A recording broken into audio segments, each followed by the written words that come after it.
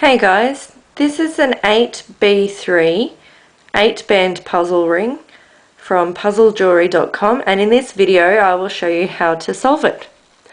So before we get started on pulling the ring apart and then putting it back together, we're going to have a look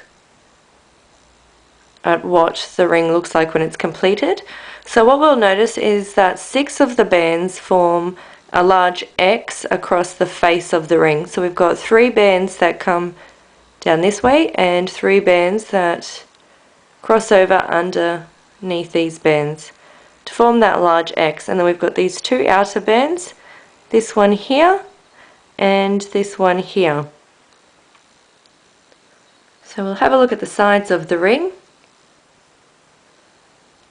and the back, the other side, and we'll find that all of the linking occurs in the face of the ring here.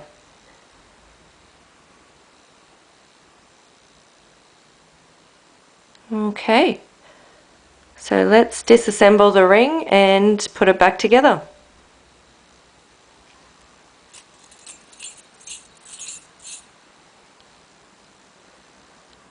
So there's our messed up puzzle ring, and to start off we need to work with 2 bands.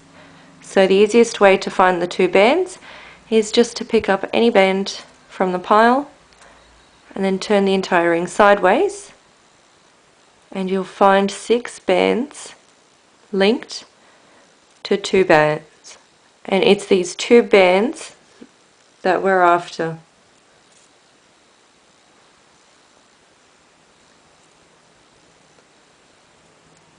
So what we want is to be looking down at the face part of those 2 bands, and we want to see an oval diamond type of shape formed by the 2 bands.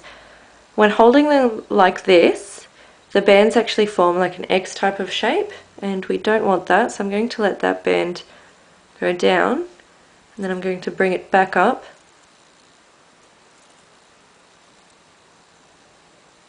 We'll place the 2 bands against each other again, and what we should see is a diamond type of oval circular shape formed by the 2 bands. And from now on is where it gets a little bit tricky. Here at puzzlejewelry.com, what we do now is we turn the entire ring to its side and we take hold of the first 3 bands that are closest to the index finger, the left index finger, and then we try to line them up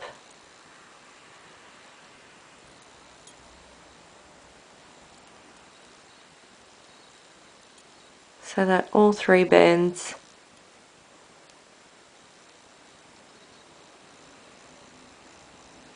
are sitting against each other. But these 3 bands don't actually match up. The two of them do, one doesn't, so I'm going to take that one, bring it up and over the ring, and then check to see if these 3 bands match up now. We've got 2 there.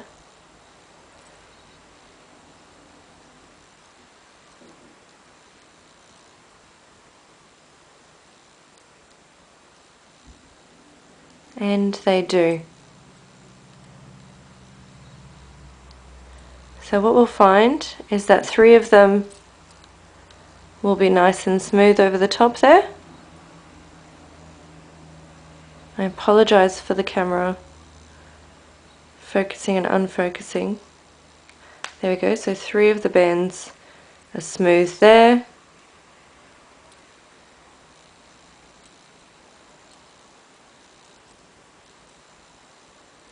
And the other 3 bands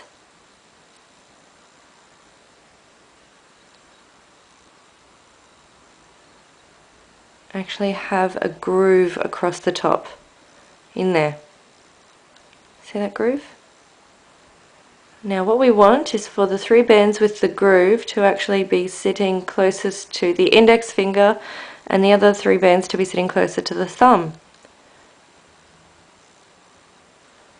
So all I'm going to do is turn the ring clockwise, and then I'm going to take the 3 bands with that groove in the top there. I'm going to turn them like this, so that when I look down through that diamond shape, I'm going to hold them with my pinky and ring finger. When I look down through the diamond shape, they should be on a diagonal line that runs from the top right of the screen to the bottom left. See that diagonal line? Then I'm going to take the other 3 bands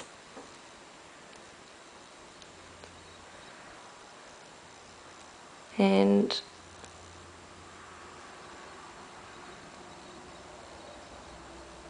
I'm going to place them across the top like this, so that we're looking down at an X through this diamond shape here.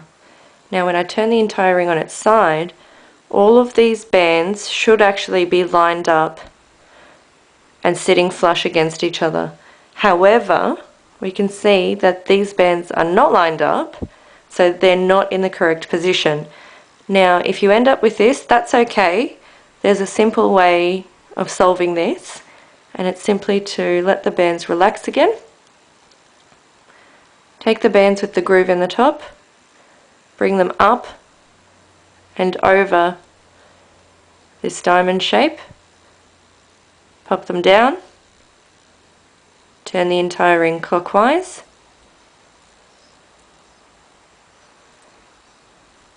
and take those 3 bands again that have that groove across the top there, turn them a little, place them on that diagonal line that runs from the top right of the screen to the bottom left.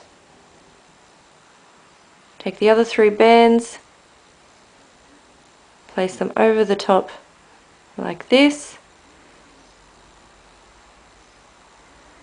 and then we're looking down at that X shape through the diamond shape here, and when we turn the ring sideways they should all fit nicely against each other.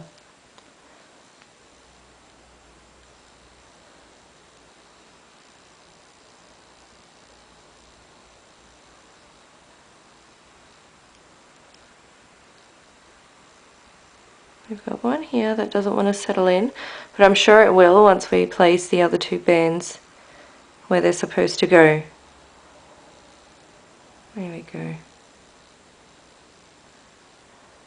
So this is what you should see when you look sideways at your ring.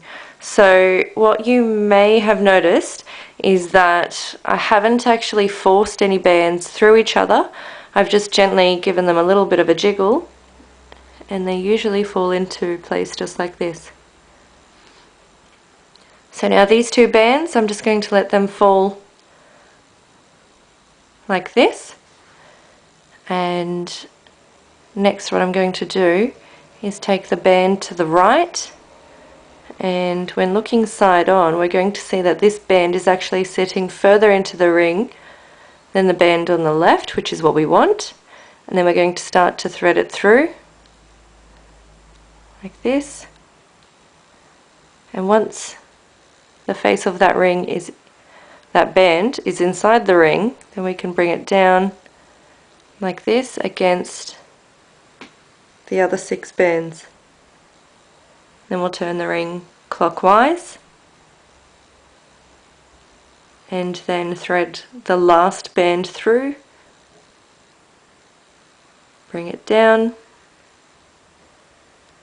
and we have completed our 8B3 8-band puzzle ring.